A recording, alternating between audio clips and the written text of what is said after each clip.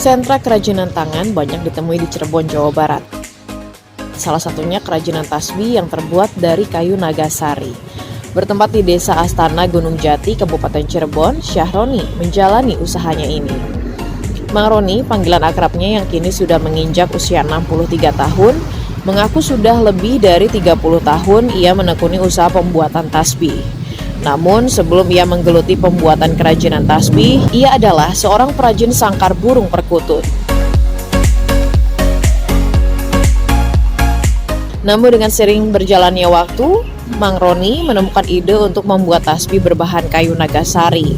Selain untuk memenuhi kebutuhan hidup, ia menjalani usaha kerajinan tasbih ini dengan tujuan berdakwah agar kaum muslim selalu ingat kepada Sang Pencipta dengan rajin berzikir.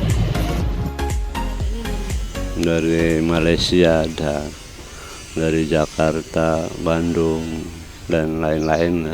Bahan dari karomah, dari keramat ya, seperti kayu nagasari, percancu. Bukan hanya membuat tasbih saja, Mang Roni pun membuat souvenir berbagai macam bentuk dari kayu nagasari dengan ukuran mini dan membuat tongkat yang bentuknya bisa menyesuaikan dengan permintaan konsumen.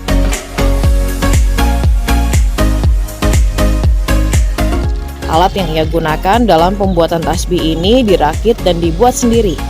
Dari usahanya ini, Mang Roni berhasil membiayai pendidikan kedua putrinya hingga perguruan tinggi.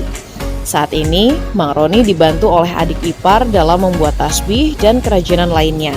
Ia ingin kedepannya dapat merekrut karyawan untuk mengembangkan usahanya ini. Dari Kabupaten Cirebon, Jawa Barat, tim Buana Jati TV melaporkan.